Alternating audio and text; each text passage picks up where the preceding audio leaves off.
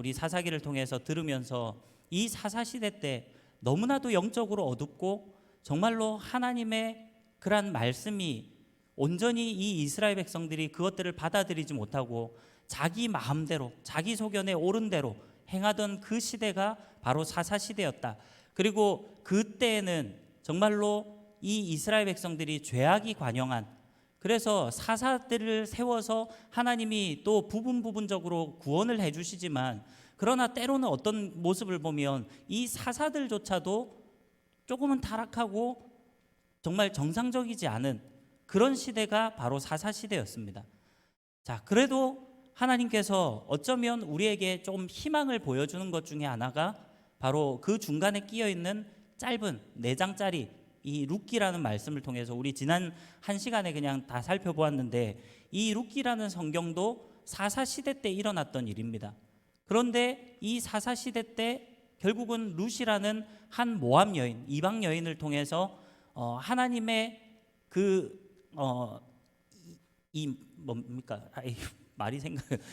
하나님의 나타나는 그것이 이 룻을 통해서 그대로 이어져 가더라는 거예요. 하나님은 그런 이방 여인을 사용하셔서도 하나님의 역사를 나타내신다라는 것을 이 룻기를 통해서 우리가 한 희망을 발견하게 됩니다. 자, 그리고 오늘 이제 사무엘 상으로 들어가게 되면 1장에 바로 한 여인이 등장을 하죠. 자, 그 여인의 이름이 누굽니까? 네, 오늘 우리가 공과에서 다뤘던 바로 한나입니다. 한나라는 이름 많이 우리도 있죠? 우리 없나요? 네, 한나라는 이름이 우리 청년들 기독교인들 가운데 꽤 이름이 많아요. 한나라는 이름을 갖고 있는 사람들이. 자, 어쨌든 이 한나, 사무엘의 어머니였던 이 한나가 원래는 임신하지 못하는 여자였습니다. 소위 말해서 불임 여성이에요. 계속해서 임신을 시도 안 한 것이 아니라 임신을 시도하지만 임신할 수 없는 그런 불임 여성이었다라는 것을 분명하게 성경은 이야기를 합니다. 그런데 결국은 이 한나가 하나님 앞에 서원하고 기도했을 때 하나님은 그 기도를 들으시고 응답하셔서 이 한나를 통해서 결국 사무엘이 태어나게 됩니다. 자, 그러면서 우리 1장의 내용은 오늘 공과에서 살펴봤으니까요. 좀 넘어가고 2장에 있는 이야기를 조금만 다루고 3장을 한번 보도록 하겠습니다. 자, 2장 1절에서 11절 부분은 한나의 기도, 보통 우리가 알려진 그런 한나의 기도 부분이니까 요거는 그냥 한번 보시고 넘어가시면 될 것 같아요. 자, 12절부터 보면 이제 엘리 집안의 그런 상황들을 성경은 적나라하게 보여주고 있습니다. 자, 이 엘리 제사장의 그 집안에 대한 이야기들을 하면서 중간중간에 보면 계속해서 또 이 사무엘의 이야기, 사무엘이 어떻게 성전에서 자라고 있었는지, 그리고 그 어머니 한나가 이 사무엘을 성전에 드린 하나님 앞에 나시린으로서 서원한 대로 그 서원을 이행하고 내가 이 사무엘, 이 아이를 하나님의 사람으로 하나님께 바치겠습니다 라는 그 서원대로 행하고 나는 그런 모습들을 계속해서 교차적으로 보여줘요. 어떻게 보면 이것이 드라마나 영화로 본다면 계속 교차 기법이에요. 어떤 한 집안은 계속해서 몰락해가는 그 과정들을 보여주고, 또 다른 한 집안은 정말로 그 가운데서 희망이 발견되는 이 모습들을 계속해서 2장이 대조를 시키고 있습니다. 특별히 이 엘리의 두 아들 홈니와 비느하스라는 이 두 아들이 등장을 해요. 이 당시에 엘리는 대제사장으로 있었습니다. 대제사장은 제가 한번 일전에 말씀드린 적이 있는데 종신직입니다. 죽을 때까지 대제사장을 하는 거예요. 중간에 바뀌지 않아요. 특별한 이유가 있지 않는 이상은 대제사장은 그냥 죽을 때까지 하는 겁니다. 그리고 대제사장이 죽고 나면 그 대제사장직을 누가 물려받습니까? 그 아들이 그냥 물려받는 거예요. 장남이 물려받든지 장남이 죽거나 그러면 차남이 물려받을 수도 있지만, 또 장남이 대제사장으로 있었는데 그 또 아들이 있었다 하면 그 아들이 물려받는 거예요. 계속해서 대를 이어서 물려받는 것입니다. 요즘 시대처럼 애쓰고 노력하고 할 필요도 없어요. 어쩌면 이 엘리 제사장의 집안, 이 홈니와 비느하스라는 이 아들들을 보면 제사장 가문으로 볼 때 어떻게 보면 요즘식으로 표현하자면 금수저 같은 아이들이에요. 이 아이들은 그냥 제사장으로서 섬기고 있었고요. 이 당시에도 제사장으로 섬기면서 시간이 지나서 엘리 제사장이 죽게 되면 그 홈리와 비나스 둘 중에 한 명은 대제사장의 직분을 맡아서 이어갈 수 있는 사람들이에요. 그러니까 이 홈리와 비나스는 어쩌면 대제사장 집안의 그 아들들, 그리고 그 어린 시절부터, 소년 시절부터 자기들도 20세가 되자마자 제사장의 직무를 수행했던 그런 자들이 바로 홈리와 비느하스였습니다. 근데 이 홈리와 비느하스에 대한 성경은 계속해서 고발을 하고 있어요. 이들이 어떤 일들을 자행합니까? 자, 첫 번째로 보니까 제사 지낼 때 그 제물을 드리는 그 고기를 날것으로 그냥 자기들이 먼저 제사 드리기 전에 갈취를 해버리는 거예요. 여러분, 이것은 여호와 하나님의 것을 도둑질하는 겁니다. 마땅히 하나님께 바쳐져야 될 그 제물을 제사장이 자기의 임의대로, 자기가 좋은 부위, 요즘 어떤 부위가 맛있나요? 안심, 등심, 뭘 좋아하세요? 어쨌든 자기들이 원하는 부위를 그 사환을 시켜서 갖고 오라는 거예요. 그러면 그 사환이 새살 갈고리로 고기를 딱 잡아보고 거기서 마음에 드는 부분을 갖고 가는 거예요. 이런 말도 안 되는 일이 대제사장의 집안에서 있었다는 겁니다. 그래서 사람들이 오죽하면 사람들이 안 됩니다. 그 성전에서 수종드는 많은 사람들이 있었겠죠. 그 제사장의 사환이 와서 그런 새살 갈고리를 들이밀고 할 때 사람들이 오죽했으면 그렇게 할 수 없습니다. 이거는 여호와 하나님께 바쳐지고 그리고 난 이후에 가져가십시오 라고 해도 그게 통하지 않는 거예요. 우리 제사장님께서 날것으로 드시기를 원한다, 이러고 들고 가는 거예요. 하나님의 것을, 하나님의 재물을 도둑질해가는 이런 일들을 자행합니다. 또 어떤 일들이 있습니까? 대표적으로 나오는 것이 바로 그 성전에 회막에서 수종들던 그 여인들과 그 회막에서 동침하는 이런 일들이 벌어진다는 거예요. 굳이 요즘식으로 표현하자면 똑같다라고 말할 수는 없겠지만 그래도 굳이 비슷하게 이야기해 보자면 오늘날에 목사가 교회 안에서요, 어디 밖에 어디 딴 데 모텔을 가거나 어디를 간 것도 아니고 교회 안에서 이런 성관계를 저지르는 이런 일들하고 비슷하다라고 볼 수 있어요. 여러분, 요즘 시대에 그런 일들이 벌어졌다 그럼 여러분들 어떨 것 같습니까? 우리가 그것을 보면서 용납할 수 있습니까? 말도 안 되는 일이죠. 근데 그런 일들을 바로 제사장이, 대제사장의 아들이었던 그 제사장들이 그런 일들을, 그런 악행을 저지르고 있었다는 거예요. 이것이 바로 엘리 제사장 가문의 그 몰락, 그 모습을 이 2장에서 적나라하게 보여주고 있어요. 반면에 사무엘은 어떻습니까? 이 엘가나가 매년마다 실로에 올라가서 그 당시에 성막이 있었던, 아직 성전은 없었습니다. 성전은 언제 처음 지어집니까? 나중에 솔로몬이 왕으로 등극하고 난 이후에 지어집니다.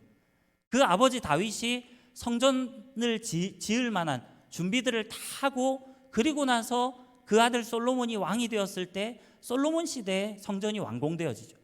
그래서 보통 우리가 처음 성전을, 그 예루살렘 성전을 솔로몬 성전 이렇게 별칭으로 부릅니다.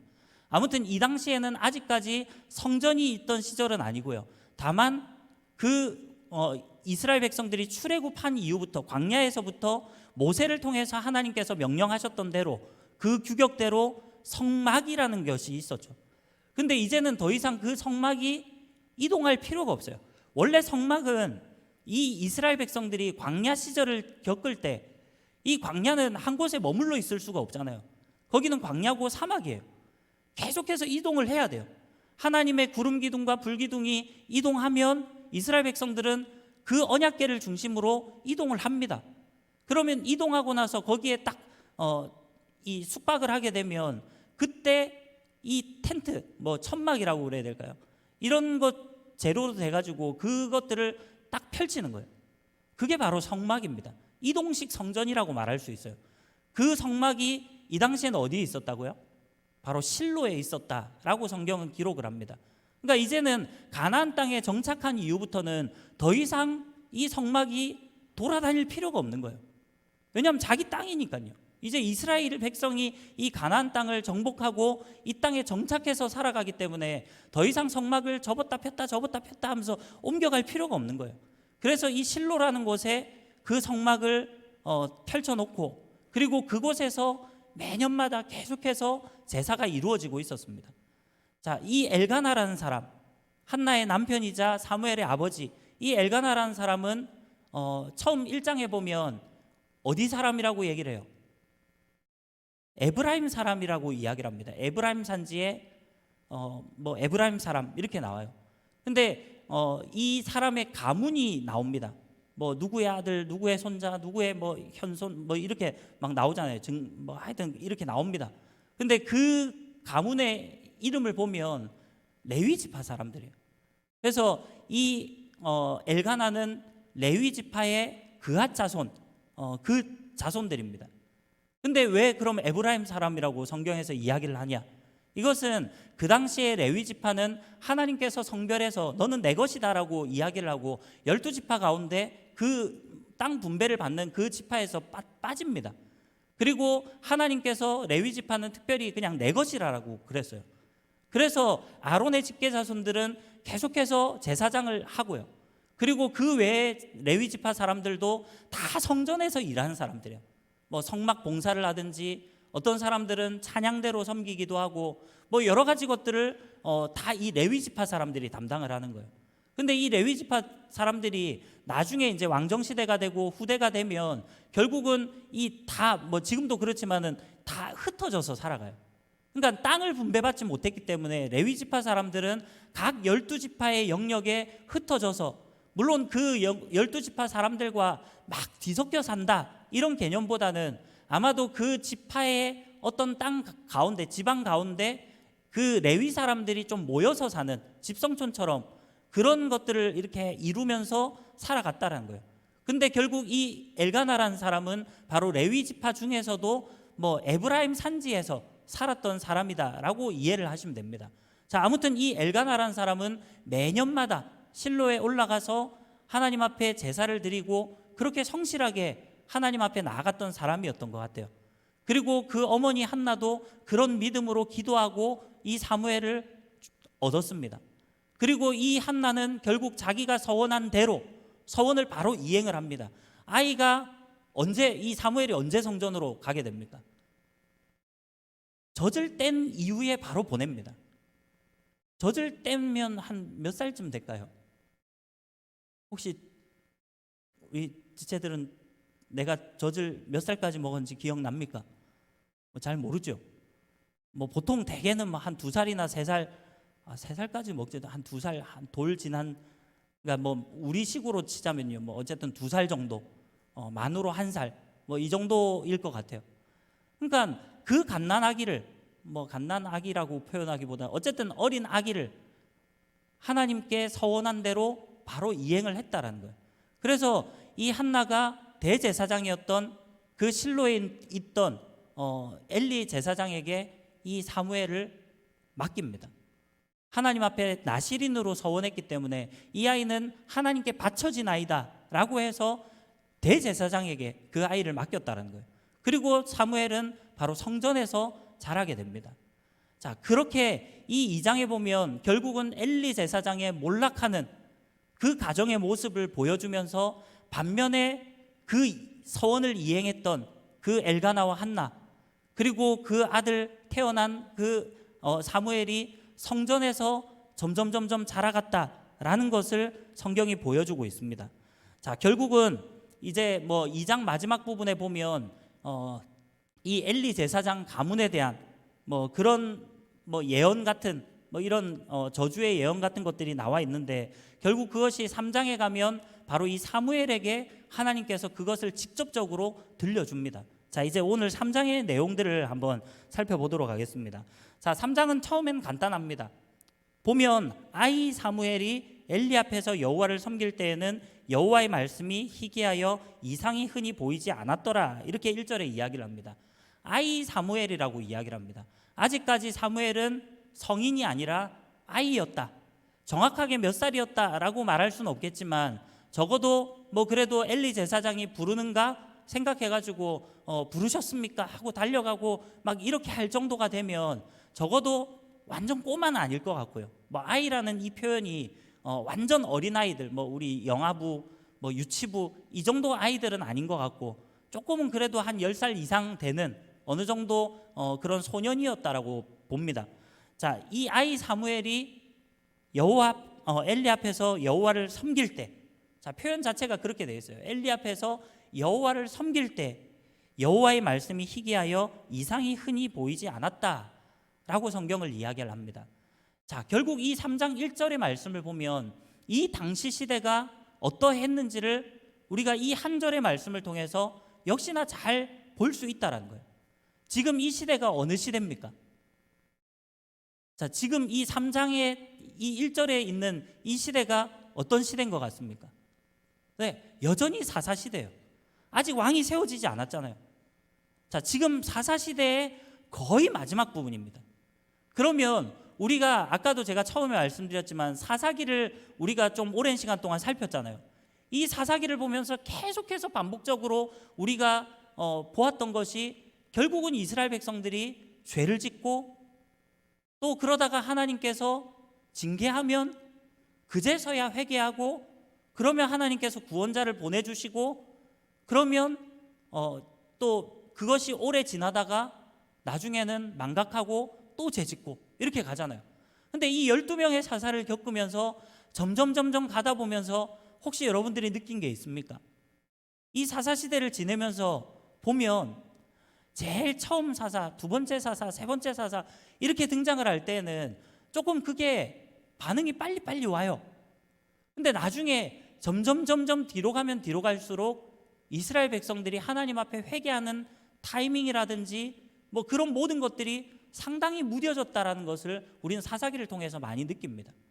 다시 말하면 이 사사시대가 약 350년의 기간인데 이 350년의 시간을 계속 거듭 지나면서 이스라엘 백성들이 이제 점점 무뎌졌다는 거예요. 영적으로 하나님의 말씀을 점점 멀리하고 그래도 처음에는 그 정도까지는 아니었는데 나중에 시간이 지나면 지날수록 이 사사시대의 막바지로 가면 갈수록 사람들이 더 영적으로 완전히 타락하고 무뎌지고 그래서 그때 이스라엘에 왕이 없으므로 사람마다 각자 자기 소견에 옳은 대로 행하던 그런 영적 암흑기 시대가 바로 사사시대였잖아요. 지금 이 3장 1절의 말씀을 보니까 이 당시 시대에는 여호와의 이상이 흔히 보이지 않았대요. 이 말이 무슨 말이겠습니까? 더 이상 하나님께서 말씀하시지 않는 그런 시대였다라는 거예요. 하나님께서 침묵하시는 시대였다라는 거예요. 하나님께서 왜 침묵하셨을까요? 왜 하나님께서 이상을 보여주지 않고 사람들에게 말씀하지 않고 하나님께서 왜 침묵하고 계셨을까요? 그만큼 영적으로 어두워졌다라는 거예요. 하나님의 말씀을 들을 만한 사람들이 없었다라는 거예요.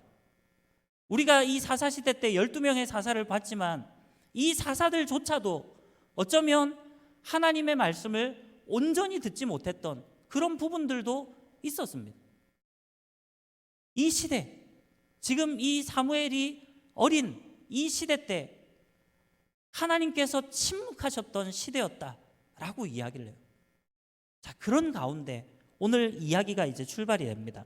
2절을 보니까 엘리의 눈이 점점 어두워가서 잘 보지 못한 그때에 그가 자기 처소에 누웠고 이렇게 표현을 합니다. 자, 엘리 제사장의 눈이 점점 어두워갔다.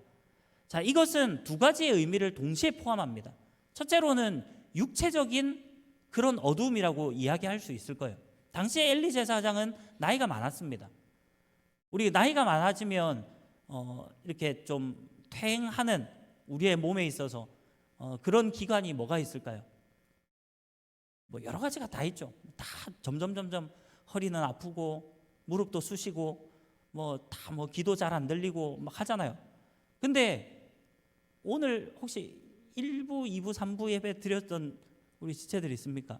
오늘 담임 목사님께서도 내가 요즘에 눈이 안 좋다고 그 말씀을 하시던데, 네, 눈이 안 좋을 때는 우리 정한가로 가시고요. 네, 아무튼 지금 눈이 침침하고 막 그러시대요. 근데 우리가 나이가 점점 들어가면 이 눈이 어두워져요. 잘 보이지 않습니다. 저도 지금 나이가 그렇게 많지도 않은데도요. 제가 원래는 시력이 되게 좋았거든요. 근데 지금은 시력 검사를 해보면 뭐 거의 비슷비슷한 것 같아요. 조금 한 0.2 정도, 조금 옛날 어릴 때보다 좀 0.2 정도 떨어지는, 그래도 여전히 한 1.0, 1.2 이 정도 돼요. 근데 문제는 똑같은 거의 비슷한 시력을 갖고 있는데도 이게 눈이 한 번씩 좀, 저도 침침할 때가 오더라고요. 웃지 마세요. 그런 날이 속히 옵니다. 네, 진짜 그래요. 이게 뭐 요즘에는 또 스마트폰을 많이 보고 뭐 컴퓨터를 많이 보고, 우리 교육자들도 뭐 어쩔 수 없이 뭐 설교 준비를 해도 요즘에는 수기로 쓰는 사람 거의 없잖아요. 다 타이핑을 치고, 그러니까 컴퓨터 앞에서 이렇게 사물을 볼 때도 많기 때문에 계속해서 그런 뭐 것들을 보다 보면 눈이 좀 이렇게 침침할 때가 있어요.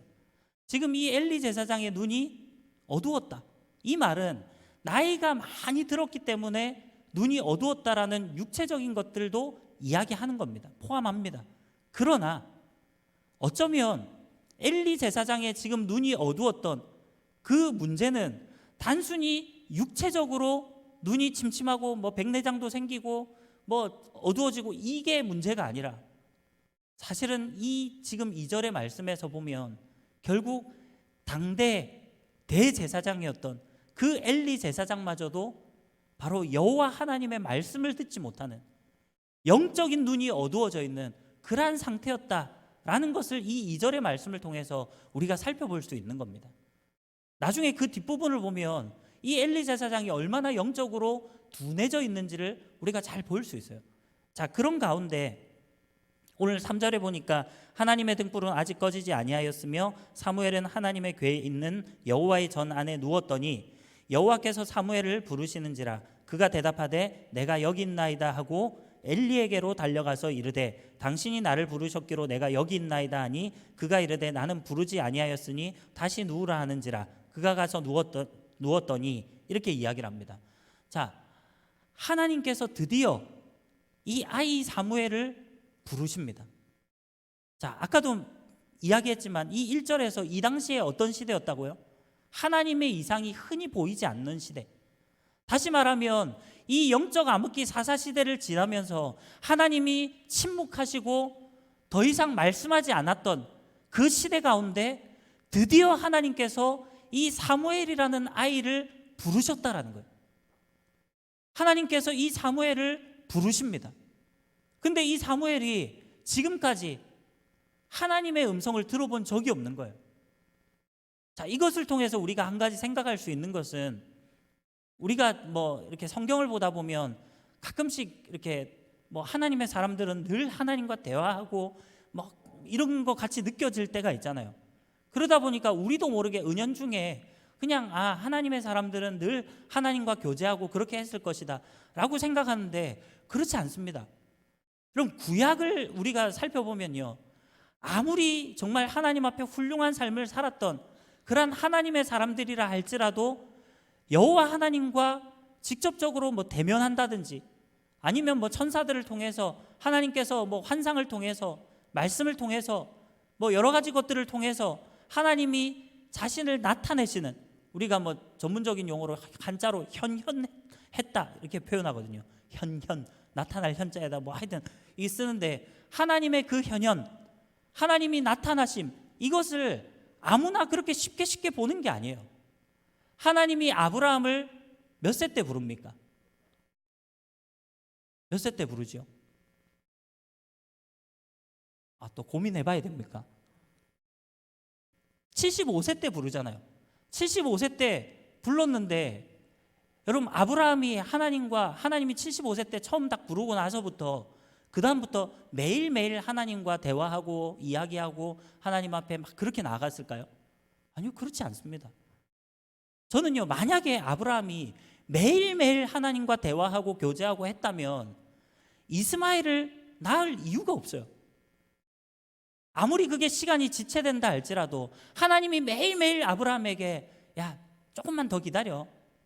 아니, 그냥 조금 말고 좀 더 걸릴지도 몰라. 근데 어쨌든 내가 반드시 줄게. 그러니까 기다려. 하나님이 내일도 자고 일어나면 또 말씀하시면서 아브라함아, 잘 잤니? 잘 일어났니?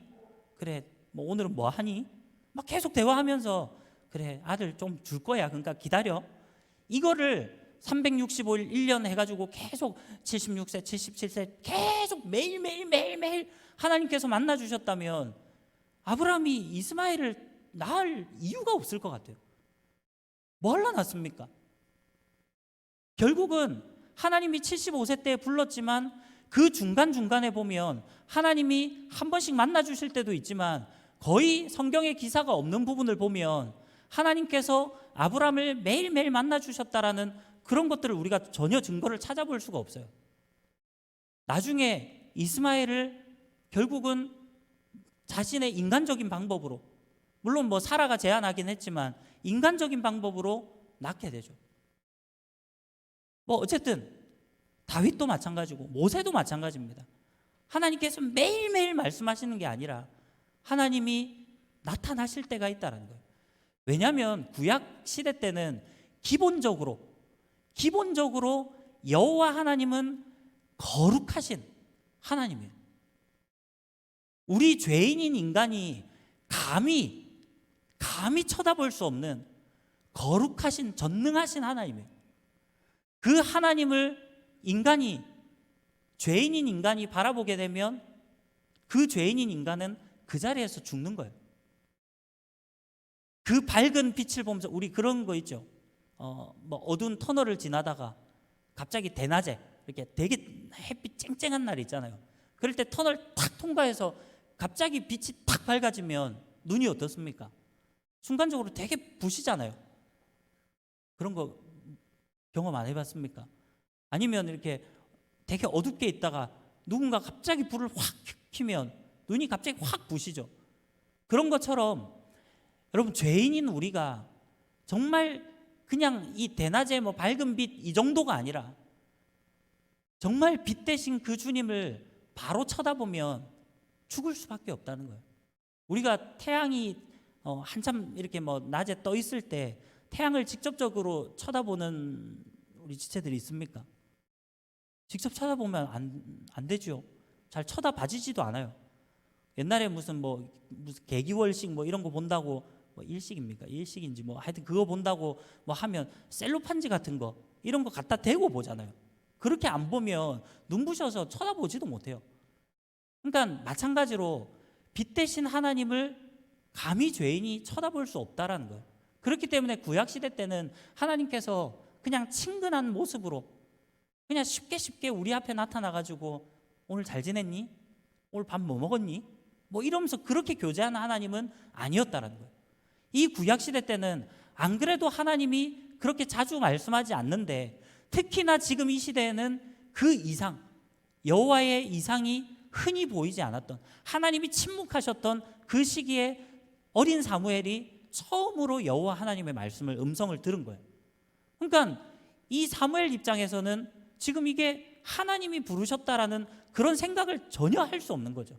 그래서 당연히 자기가 있었던 곳에는 엘리 제사장밖에 없었으니까 당연히 우리 대제사장님이 부르셨구나 이렇게 생각을 하고 엘리 제사장에게로 달려갔던 거예요.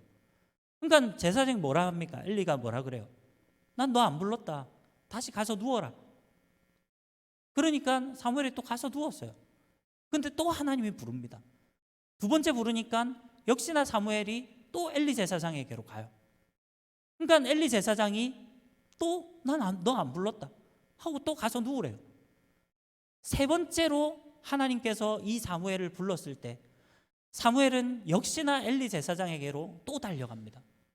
이걸 보면 이 사무엘이라는 아이가 얼마나 참 착한 아이라는 거를 여러분 알겠죠? 여러분 같으면 가겠습니까? 저는 저 같으면 안 갈 것 같습니다. 그냥 자느라고 못 들었는데요? 그러면서 그냥 그럴 것 같은데 뭐 한두 번도 아니고 계속 안 불렀다 하는데 그래놓고 음성이 또 들리고 장난합니까? 아무리 대제사장님이지만 지금 뭐 하자는 겁니까? 하면서 좀 그렇지 않을까요? 저만 나쁜 놈입니까? 아무튼 뭐 좀 그럴 것 같아요. 근데 이 사무엘은 되게 착실하게, 뭐 일단 사무엘 입장에서는 엘리 제사장이 불렀다라고 생각했으니까요. 부르니까 또 달려가는 거예요. 안 불렀다 하는데도 또 갔다가도 음성이 들리니까 또 가는 거예요. 그렇게 되게 착했던 아이인 것 같아요. 아무튼 세 번째로 딱 가니까 그제서야 엘리 제사장이 뭐를 생각해낸 겁니까? 이 아이를 하나님께서 부르셨나 보다. 이게 이제서야 생각이 난 거예요. 그럼 첫 번째는 그럴 수 있다 쳐요. 근데 적어도 엘리 제사장 정도 되면, 그래도 당대 이스라엘의 대제사장쯤, 영적인 지도자라고 말하는 이 대제사장쯤 되면 두 번째쯤에는 바로 눈치를 채야 정상 아니겠습니까? 근데 그거를 제대로 알지 못했다라는 거예요. 당시에 이 엘리 제사장이 영적으로 얼마나 무뎌졌는지를 어쩌면 단적으로 보여주는 하나의 부분이기도 합니다.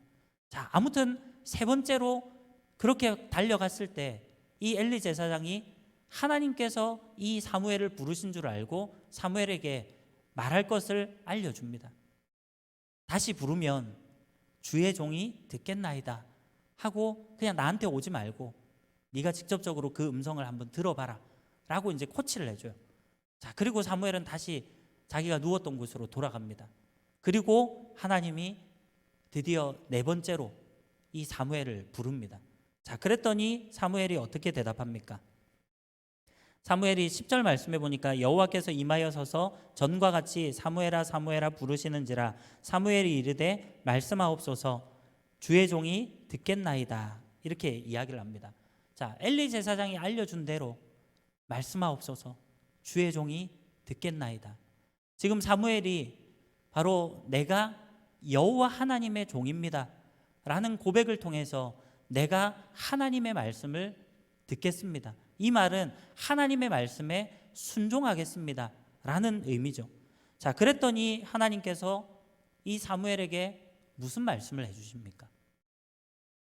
자, 안타까운 것이 하나님께서 이 아이 사무엘에게 바로 엘리 제사장의 집에 대한 심판의 내용을 알려주십니다.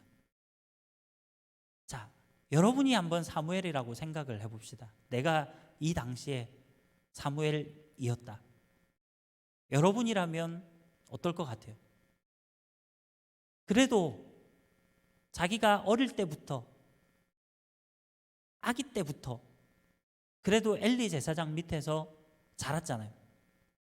그 성전에서 자기도 엘리 제사장을 따라서 봉사하고 섬기고 돕고 심부름도 하고 그렇게 하면서 어쩌면 물론 엘가나와 뭐 한나도 1년에 뭐 이렇게 제사가 있을 때 한 번씩 올라와서 뭐 그 전에 내용에 보면 한나가 이 사무엘을 위해서 옷도 지어다가 해주고 뭐 이런 뭐 엄마로서의 하여튼 할 수 있는 부분들을 또 한나도 해요. 그렇지만 자기를 낳아준 실제 아빠 엄마는 자주 볼 수도 없고 어쩌면 아이가 아기 때부터 태어나서 이 엘리 제사장과 늘 같이 살았기 때문에 이 사무엘에게 있어서는 엘리 제사장이 마치 아버지 같은 그런 느낌이 있진 않았을까요? 여러분이 한번 그렇게 생각을 해보세요. 아기 때부터, 여러분이 완전 아기 때부터 아무 기억이 없던 그 아기 시절부터 여러분의 부모님이 아닌 어떤 분과 뭐 같이 이렇게 자랐다고 쳐보세요. 그래서 적어도 10 몇 살이 됐다고 생각해 보세요. 한 10수년을 그렇게 같이 살았는데 그 엘리 제사장에 대한 그런 마음이 어떻겠습니까? 사무엘이 이 말, 하나님의 말씀을, 이 예언의 말씀을 들었을 때 아마 마음이 좋지 않았을 거예요. 편하지 않았을 거예요. 그래서 이 사무엘은 엘리 제사장에게 그것을 말하는 것을 두려워합니다. 그래서 말하지 않아요. 하나님께서 말씀하신 것을 엘리 제사장에게 전혀 언급하지 않습니다. 자, 그런데 이제 엘리 제사장이 분명히 이 밤에 하나님께서 사무엘을 부르셨다라는 것은 하나님께서 이 아이를 통해서 무언가를 말씀하셨겠구나라는 것들을 생각하고 이 사무엘에게 묻습니다. 그랬더니 사무엘이 말을 하지 못하는 거예요. 그러니까 엘리 제사장은 말해도 괜찮다 그러면서 이야기를 하죠.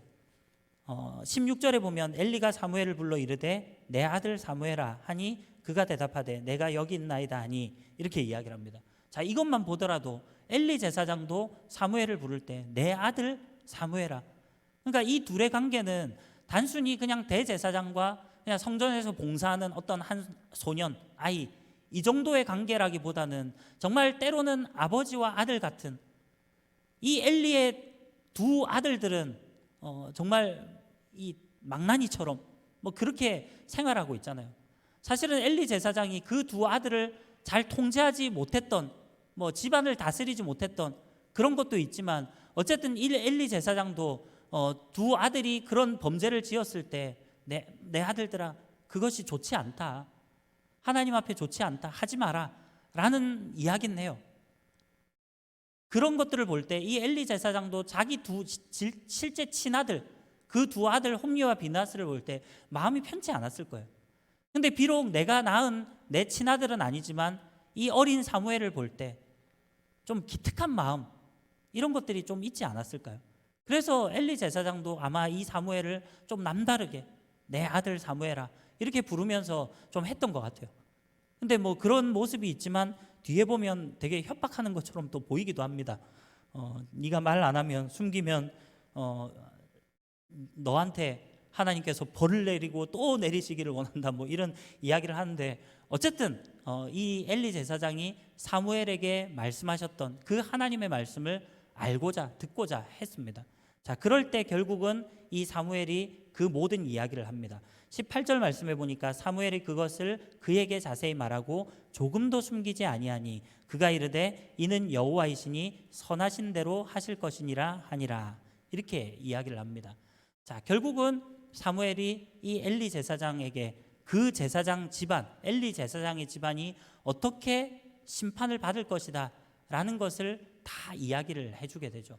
자, 그러면서 그 뒤에 부분에 보니까 사무엘이 자라매 여호와께서 그와 함께 계셔서 그의 말이 하나도 땅에 떨어지지 않게 하시니 단에서부터 브엘세바까지의 온 이스라엘이 사무엘은 여호와의 선지자로 세우심을 입은 줄을 알았더라. 여호와께서 실로에서 다시 나타나시되 여호와께서 실로에서 여호와의 말씀으로 사무엘에게 자기를 나타내시니라, 그렇게 이야기를 합니다. 자, 이제 이 이후부터 사람들이 하나님께서, 여호와 하나님께서 바로 이 사무엘에게 말씀하셨다라는 것을 알게 되고요. 그리고 그것을 통해서 이 사무엘이 바로 하나님께 선지자로 부름을 받았구나 라는 생각들을 이스라엘 모든 백성들이 했다라는 거예요. 단에서부터 브엘세바까지, 제가 지난번에 한번 말씀드렸죠. 이건 하나의 관용 어구입니다. 우리가 한라에서 백두까지 뭐 이렇게 하는 것처럼 가장 북쪽에 있었던 단이라는 지명과 가장 남쪽에 있었던 브엘세바라는 지명을 총칭하면서 언약적인 측면에서 하나님께서 약속하셨던 그 가나안 땅의 북쪽과 남쪽의 그 경계선을 이야기하면서 결국 이스라엘 전역을 이야기할 때 단에서 브엘세바까지예요. 자, 이스라엘 전역에서 모든 사람들이 바로 사무엘이 하나님의 선지자로 부름을 받았다라는 사실들을 알았다라는 거예요. 그리고 이 사무엘도 결국 하나님께서 또 다시금 사무엘을 부르시는 그러한 모습으로 마지막에 나오고 있습니다. 자, 그러면 우리가 일단은 이 부분에서, 자, 다시 조금 앞쪽이지만 엘리 제사장 이 집안에 대한, 가문에 대한 하나님의 그 저주와 심판의 내용들을 볼 때 우리가 조금 드는 그런 생각들이 있습니다. 자, 일단은 14절에 13절부터 볼까요? 13절 보면 내가 그의 집을 영원토록 심판하겠다고 그에게 말한 것은 그가 아는 죄악 때문이니 이는 그가 자기의 아들들이 저주를 자청하되 금하지 아니하였음이니라, 이렇게 이야기를 해요. 자, 아까도 엘리 제사장은 말린다고 말렸습니다. 근데 하나님이 보실 때는 그건 제대로 말린 게 아니라는 거예요. 어쩌면 엘리 제사장 입장에서는 그래도 내가 말이라도 뭐 좀 말렸습니다 라고 핑계할 수는 뭐 있을지 몰라도 하나님의 관점에서 볼 때는 아니다, 네가 네 아이들을 제대로 가르치지 못했다라는 거예요. 어쩌면 이 두 아들 홈리와 비느하스의 문제가 엘리 제사장의 영적으로 둔감한 그것부터 출발한다라는 거예요. 자, 그리고 뒤에 있는 14절 말씀해 보니까 그러므로 이제 이 심판의 결과입니다. 그러므로 내가 엘리의 집에 대하여 맹세하기를 엘리의 집의 죄악은 제물로나 예물로나 영원히 속죄함을 받지 못하리라 하였노라 하셨더라. 자, 하나님께서 어쩌면 이 엘리 제사장 입장에서는 정말로 끔찍한 이야기를 합니다. 무슨 이야기입니까? 요즘식으로 굳이 표현하자면요, 회개해도 그 회개 받지 않겠다라는 거예요. 절대로 용서하지 않겠다라는 겁니다. 이제 더 이상의 기회가 없다라는 거예요. 여러분, 이것을 볼 때 어떻게 생각을 합니까? 여러분은 어떤 마음이 드십니까? 그냥 그래, 엘리 제사장의 두 아들이 진짜 몹쓸 짓을 했지, 그러니까 이런 천벌을 받는 거 이건 당연해. 여러분, 혹시 그렇게 생각하십니까? 물론 인간적인 마음으로는 그런 마음이 들 수 있어요. 우리가 어떤 진짜 흉악범들, 진짜 사람들이 생각할 때 누가 보더라도, 아무리 어떻게 뜯어보더라도, 객관적으로나 주관적으로나 무슨 것들을 살펴보더라도 진짜 저 사람은 진짜 안 될 사람, 저런 사람은 사형을 줘야 된다, 이런 사람이 우리 가운데도, 우리 이 시대에도 범죄자들 중에 있을 수 있잖아요. 근데 오늘 이 말씀을 그냥 우리가 단순히 그렇게 두 아들 홈리와 비느하스 행한 일들을 보니까 이렇게 돼도 싸지, 이 차원으로 접근하는 게 아니라 우리가 하나님의 언약적인 관점으로 한번 살펴봅시다. 그러면 오늘 이 14절의 말씀이 여러분 이해가 갑니까? 하나님이 어떤 하나님입니까? 하나님은 회개하고 하나님 앞에 진실되게 나오면 어떠한 죄악도 용서해 주시겠다라고 약속해 주신 분이 바로 우리 하나님이시잖아요. 요한일서 1장 9절에 보면 만일 우리가 우리의 죄를 자백하고 하나님 앞에 나아갈 때 하나님은 미쁘고 의로우사 우리의 모든 죄악을 깨끗하게 하실 것이다 라고 이야기를 하죠. 이사야서에도 보면 오라 우리가 변론하자 이러면서 우리의 죄가 주홍같이 붉을지라도 흰 눈과 같이 진홍같이 붉을지라도 양털과 같이 희어지게 될 것이다. 하나님께서 선지서나 여러 가지 것들을 통해서, 많은 선지자들을 통해서 이스라엘 백성들에게 계속해서 반복적으로 하신 말씀이 뭡니까? 여호와께 돌아오라 라는 거잖아요. 어떠한 것이든지 돌아오면 하나님이 용서해 주시겠다, 이게 하나님의 약속 아닙니까? 근데 오늘 이 엘리 제사장 집안에 대해서 하나님이 말씀하시는 것이 내가 어떤 제물로나 예물로나 받지 않겠다는 거예요. 다시 말하면 더 이상의 기회가 없다는 거예요. 여러분, 여기에 대해서 어떻게 생각합니까? 죄가 크니까 이거는 더 이상 용서받지 못할 죄라고 생각합니까? 아니요, 그런 건 없습니다. 여러분, 하나님 앞에 용서받지 못할 죄는 그 어떤 것도 없어요. 만약에 우리가 어떤 정도의 경계선을 그어놓고 도둑질하는 거는 하나님께 용서받을 수 있지만 살인한 거는 용서 못 받는다, 이렇게 경계선을 그어놓는다면 교회에 올 수 있는 사람은 딱 정해져 있지 않을까요? 정말 흉악범들, 그런 사람들은 하나님 앞에 나올 수 없는 겁니까? 그러면 예수님이 십자가에 달리실 때 그 당시에 예수님 옆에 있었던 한 강도가 마지막에 예수님에 대한 그런 믿음을 고백하면서 예수님께서 오늘 네가 나와 함께 낙원에 있을 것이다, 다시 말하면 네가 천국 가겠다라는 이야기예요. 어떻게 그런 선포가 그럼 가능할까요? 그 사람은 죄가 별로 안 클까요? 아니에요. 여러분, 우리가 그냥 그 시대적인 실질적인 것들을 알지만 우리 그 로마 정부 시대 때 십자가형을 당한 사람 숫자가 그렇게 많지 않아요. 그리고 그 당시에 십자가형을 당한다라는 것은 가장 흉악한 그런 흉악범들에게 주는 형이 십자가형이었습니다. 너무나도 처절하고 너무나도 이것이 고통스러운 그런 처형 방법이기 때문에 로마 시민권자들에게는 절대로 십자가형을 주지 않아요. 그 정도로 참혹한 그런 처형 방법이 십자가형이었고, 그런 정도의 처형을 받을 정도라면 그 강도는 그냥 단순 강도가 아니라 정말로 흉악범이라고 말할 수 있을 거예요. 근데 예수님은 마지막 그 강도가 마지막에 그렇게 우리는 죄가 있어서 당연히 우리가 죄 지은 대로 처벌을 받는 게 당연하지만 이분은 그렇지 않다. 어쩌면 간접적이지만 예수님에 대한 믿음을 고백한 거예요. 그럴 때 예수님께서 그 작은 믿음을 보시고도 그 흉악범을 용서해 줬는데 오늘 이 엘리 제사장의 집안에 대해서는 내가 어떤 재물이나 예물로도 받지 않겠다라는 거예요. 그럼 이것에 대해서 어떻게 생각하십니까? 우리가 어떻게 보면 우리 성경에 보면 예수님께서 살리신 이렇게 사람들이 죽은 사람을 살리는 사건이 나오잖아요. 누가 나옵니까? 몇 건이 있지만 우리 야이로의 딸은 어떻습니까? 예수님이 딱 도착하셨을 때 막 죽어 있었잖아요. 막 죽어 있었습니다. 그래서 사람들이 막 이렇게 예수님은 잔다라고 표현도 하고요. 하여튼 막 죽었어요. 그 다음에 또 누가 있어요? 나인성 과부의 아들. 나인성 과부의 아들은 죽고 지금 이제 장사 지내러 가는 길이었어요. 그리고 또 누가 나옵니까? 우리가 잘 아는 나사로. 나사로는 죽은 지 며칠 됐습니까? 이미 나흘이나 됐다라고 얘기를 하잖아요. 그래서 시체가 썩어서 냄새가 납니다 라고 표현할 정도예요. 자, 그러면 우리가 한번 생각해 봅시다.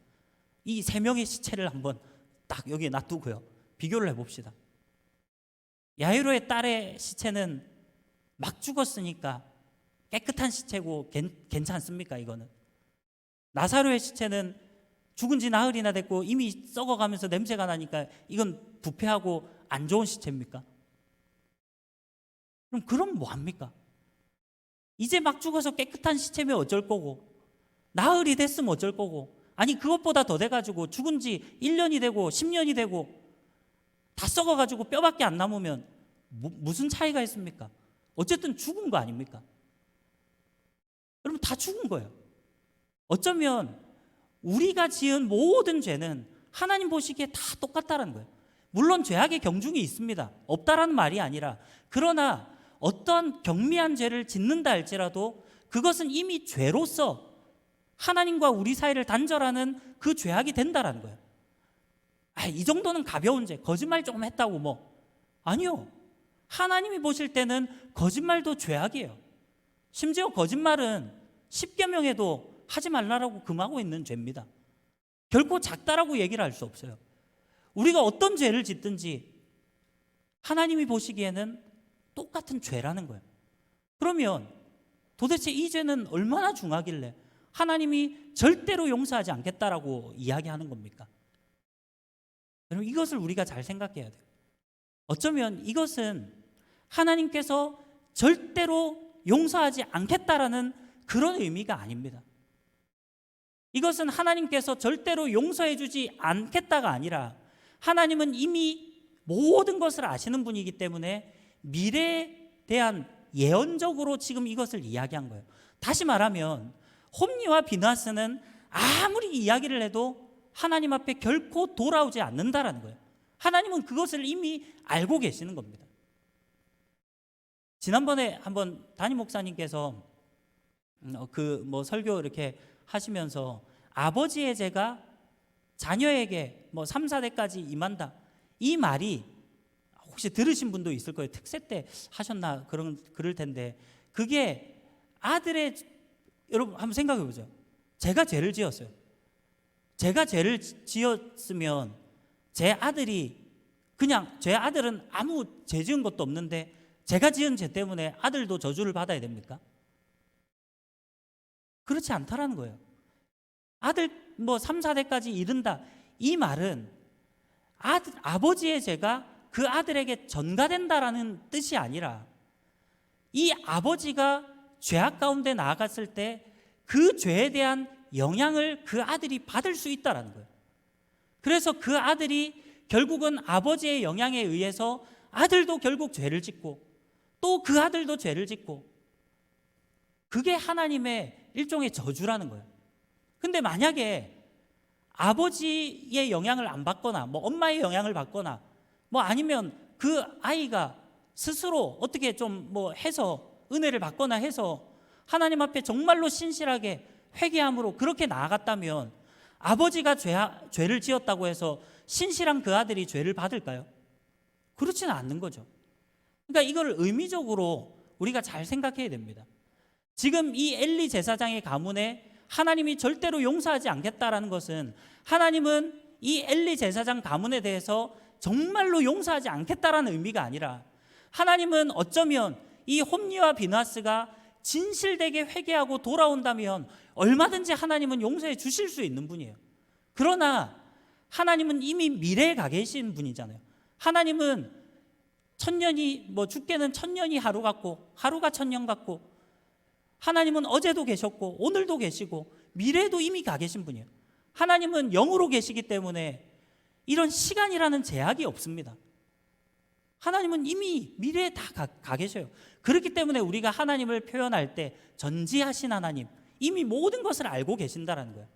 근데 그 전지하신 하나님께서 지금 이런 말씀을 선포하셨다는 것은, 결국은 하나님께서 기회를 주시지 않는 것이 아니라, 그런 무자비한 하나님을 이야기하는 것이 아니라, 하나님은 그 누구에게든지 회개하고 돌아오라고 말씀하시지만 결국은 이 엘리 제사장의 집안이 하나님 앞에 돌아오지 않는다라는 것을 하나님은 알고 계신다라는 거예요.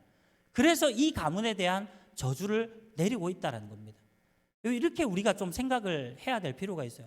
만약에 우리가 이것을 하나님께서 절대로 용서하지 못하는 죄악으로 분류를 한다면, 그러면 우리에게도 이제 심각한 문제들이 생겨요. 우리가 어떤 신앙생활을 하다가 어떤 내가 큰 죄를 지었다라고 한번 가정을 해봅시다. 그것이 무엇이든지 간에 내 양심의 가책에 이것은 심각한 죄다, 내 스스로 그렇게 생각할 수 있잖아요. 그럴 때 여러분, 우리의 마음이 어떨 것 같습니까?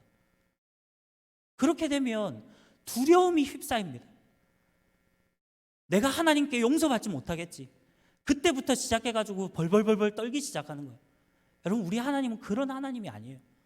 하나님은 언제든지 우리가 하나님 앞에 진실된 회개로 나아가면 하나님은 그 죄를 용서하시고 우리를 하나님의 자녀로 받아주신다는 거예요.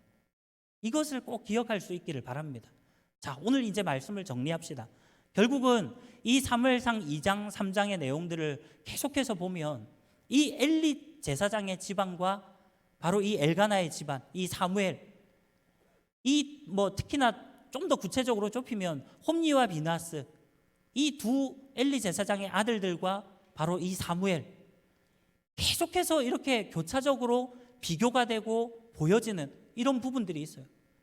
그리고 하나님께서 더 이상 말씀하지 않던 그 침묵하던 시대 가운데 드디어 하나님이 이 사무엘을 하나님의 선지자로 들어 사용하여 주시고 이 사무엘에게 말씀해 주셨다는 거예요. 사랑하는 우리 청년 여러분, 저는 오늘 이 시대에 사무엘과 같은 그러한 자들이 바로 여러분들이 되기를 원합니다. 이 시대에 수많은 청년들이 있고 수많은 사람들이 있고 수많은 믿는 자들이 있지만 그 가운데서도 하나님께서 말씀해 주시고 하나님께서 사용하시는 그러한 자들이 바로 저와 여러분들이 되었으면 좋겠습니다. 하나님의 말씀, 하나님의 음성을 들을 수 있는 그러한 여러분들이 되기를 간절히 바랍니다. 그래서 오늘 이 사무엘이 말씀하시옵소서, 주의 종이 듣겠나이다. 여러분, 우리의 삶의 태도가 그러한 마음들로 나아갔으면 좋겠어요. 우리가 하나님을 섬기며 나아갈 때 주님 말씀하십시오. 내가 듣겠습니다. 내가 주님 말씀 앞에 순종하겠습니다. 내가 정말 주님의 기쁨과 자랑이 되는 삶을 살아가겠습니다. 하나님, 세상 사람들이 사는 그 삶의 방식으로, 그냥 세상 청년들이, 그냥 세상 친구들이 사는 그 방식대로 똑같이 살아가는 게 아니라 하나님, 정말 하나님 앞에 구별된 자로 살아가겠습니다. 그런 믿음의 고백이 바로 저와 여러분들의 고백이 되었으면 좋겠습니다. 그래서 정말로 금수저로 태어났지만 이렇게 비참한 저주를 받고 최후를 맞이하게 되는 그러한 엘리 제사장의 두 아들 홈리와 비느하스 같은 그러한 엉터리의 삶을 사는 것이 아니라, 비록 정말 그러한 태어날 수 없는 가운데 불임 여성이 하나님 앞에 서원해서 낳은 그 아들 사무엘, 정말 그 사무엘과 같이 하나님 앞에 쓰임받고 하나님 앞에 온전히 나아가고 날마다 우리가 하나님 앞에 기도와 간구로 나아갈 수 있는 그러한 저와 여러분들의 삶이 되어지기를 간절히 소망합니다. 이 시간에 우리 말씀을 생각하면서 함께 찬양 드리며 나아가겠습니다. 우리 시간에 고백할 때 정말 내가 주님의 기쁨이 되기를 원합니다. 주님 나를 사용하시고 나를 붙들어 주시옵소서. 그런 마음들로 우리 함께 고백하며 나갑시다. 나 주님의 기쁨 되기 원하네. 나 주님의 기쁨 되기 원하네. 내 마음을 새롭게 하소서. 새 부대가 되게 하여 주사. 주님의 빛 비추게 하소서. 우리 다시 한번 고백하며 나갑시다. 나 주님의 기쁨 되기 원하네. 나 주님의 기쁨 되기 원하네. 내 마음을 새롭게 하소서. 새 부대가 되게 하여 주사. 주님의 빛 비추게 하소서. 내가 원하는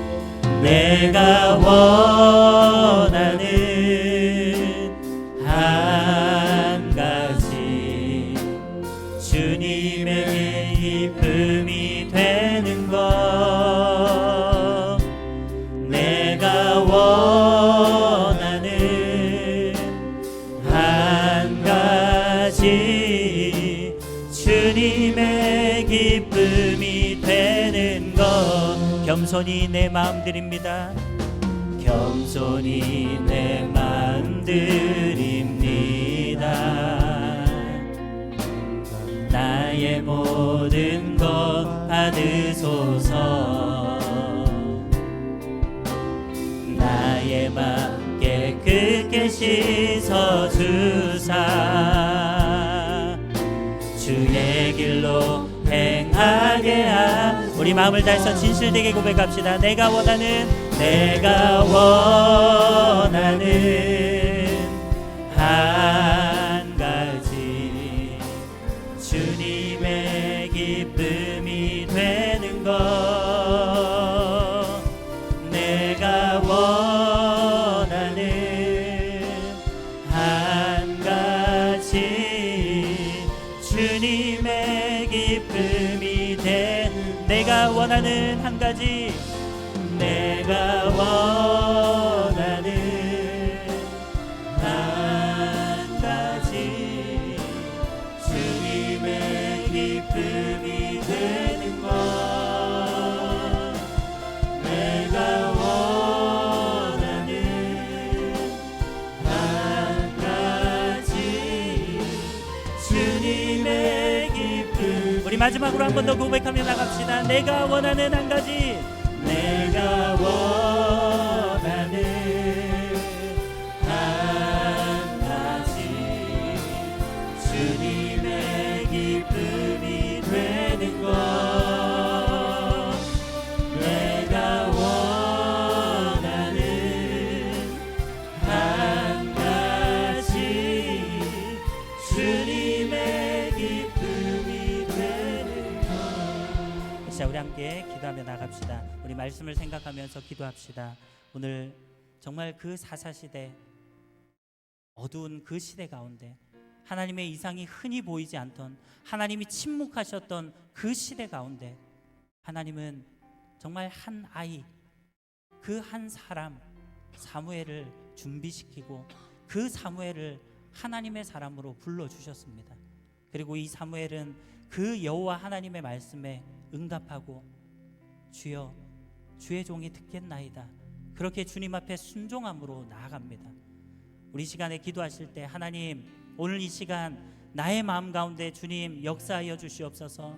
오늘 이 혼탁한 시대 가운데 하나님, 내가 사무엘과 같이 하나님 앞에 쓰임받을 수 있는 그러한 자가 되기를 원합니다. 아버지 하나님, 하나님께서 나에게 말씀하여 주시고 나에게 주님께서 또 역사하시고 붙들어 주셔서 이 시대에 하나님 앞에 귀하게 쓰임받는 믿음의 종이 되게 하여 주시고, 하나님, 내가 세상 사람들과 똑같은 삶의 방식으로 나아가는 것이 아니라 하나님 앞에 구별된 자로서 하나님 앞에 거룩한 삶으로 주님 앞에 쓰임받는 귀한 믿음의 삶으로 나아갈 수 있도록 주님 나를 사용하시고 인도하여 주시옵소서. 내가 주님의 기쁨이 되기를 원합니다. 내가 주님 앞에 더욱더 가까이 나아가기를 원합니다. 주님, 나와 동행해 주시옵소서. 우리 시간에 말씀을 생각하면서 주님의 성을 한번 부르고 통성으로 기도하며 나아가겠습니다. 주여, 아버지 하나님 감사합니다. 하나님께서 오늘 이 시간 또 귀한 말씀을 통해서 우리 가운데 교훈해 주시니 감사합니다. 하나님의 말씀이 흔히 들리지 않는 그 이상이 보이지 않던 그 어두운 시대 가운데 아버지 하나님께서 정말 원하는 그 한 사람 사무엘을 준비시키시고 하나님께서 그 사무엘을 통해서 일하여 주심을 감사합니다. 아버지 하나님, 오늘 이 시대 정말 이런 어두운 시대 가운데 바로 사무엘과 같이 준비된 자들이 바로 여기 있는 우리 갓드림 청년들이 되게 하여 주시고, 아버지 하나님께서 우리를 사용하여 주셔서 우리가 하나님의 기쁨과 사랑이 될 수 있는 귀한 은혜의 삶을 살아갈 수 있도록 인도하여 주시옵소서. 아버지 하나님, 이 시대에 너무나도 많은 사람들이 법리와 비나스처럼 하나님 세상의 정욕과 하나님 세상의 그러한 것들을 위해서 살아가고 있습니다. 그러나 그러한 상황 가운데 하나님 우리의 모든 마음을 붙잡아 주시고 인도하여 주셔서 우리가 주님 앞에 구별된 삶으로 나아가게 도와주시고, 아버지 하나님 앞에 더욱더 쓰임받는 믿음의 사람들로 나아갈 수 있도록 주여 우리를 붙들어 주시고 인도하여 주시옵소서. 사랑하는 우리 갓드림 청년들 한 사람 한 사람 그 마음을 붙잡아 주시고, 아버지 하나님 이 시대 가운데 하나님 앞에 구별된 자로서 주님 앞에 나아가게 도와주시고, 하나님의 말씀 앞에 순종함으로 나아갈 때 아버지 하나님께서 우리 사랑하는 청년들 사용하시고 붙들어 주셔서 이 시대 가운데 쓰임받는 믿음의 사람들로 나아가게 하여 주시옵소서. 아버지 하나님, 사랑과 은혜가 풍성하신 하나님, 오늘 이 시간 우리에게 또 귀한 예배 시간을 허락하시고 우리가 주님 앞에 찬양하며 경배하며 또 주님의 말씀으로 나아갈 수 있도록 인도해 주심을 감사합니다. 하나님, 영적으로 너무나도 어두웠던 그 사사시대, 하나님의 이상이 보이지 않고 하나님의 말씀이 들리지 않던 그 시대 가운데 하나님께서 사무엘이라는 한 아이를 준비시키시고 그 아이를 통해서 주님 역사하시고 인도해 주셔서 정말 그 이후에 왕을 세우고 또 하나님의 역사를 이루어 가셨던 것처럼, 하나님 오늘 이 시대, 이 영적으로 어두운 시대 가운데 우리를 영적인 사무엘과 같은 그러한 사람들로 사용하시고 우리 갓드림 청년들 한 사람 한 사람 주님께서 사용하시고 붙들어 주셔서 오늘 이 시대의 사무엘과 같이 정말 주님 앞에 거룩히 쓰임 받을 수 있는 그러한 모든 지체들 다 되어질 수 있도록 주님께서 인도하여 주시옵소서. 우리의 마음 가운데 날마다 주님의 성령으로 동행하여 주시고 무엇보다 하나님의 말씀을 우리 가운데 부어 주셔서 우리가 그 말씀을 통해서 날마다 하나님 앞에 온전히 설 수 있도록 인도하여 주시옵소서. 그러나 아버지 하나님, 때로는 우리도 연약합니다. 너무나도 낙심하고 좌절하고 때로는 죄악 가운데도 나아갈 때가 있음을 고백합니다. 그러나 그런 가운데서도 하나님 진실된 회개함으로 정말 진실된 고백으로 하나님 앞에 돌아올 수 있는 그러한 마음들을 허락해 주시고 날마다 우리의 삶을 점검하며 우리가 주님 앞에 더욱더 가까이 나아가기 위해 신앙적으로 더 몸부림치고 더욱더 애쓰며 수고하며 나아갈 수 있는 우리 모든 지체들 될 수 있도록 인도하여 주시옵소서. 그래서 우리가 주님의 기쁨과 자랑이 되기를 원합니다. 주님 앞에 쓰임받는 그러한 청년들이 되기를 원합니다. 하나님, 우리를 통해서 이 땅을 변화시켜 주시고 이 땅 가운데 우리를 통해 하나님의 나라가 임할 수 있도록 인도하여 주시옵소서. 이후에 나아가는 모든 시간 가운데에도 성령 하나님께서 함께해 주실 것을 믿고 감사드리며 살아계신 예수 그리스도의 이름으로 기도하옵나이다. 아멘.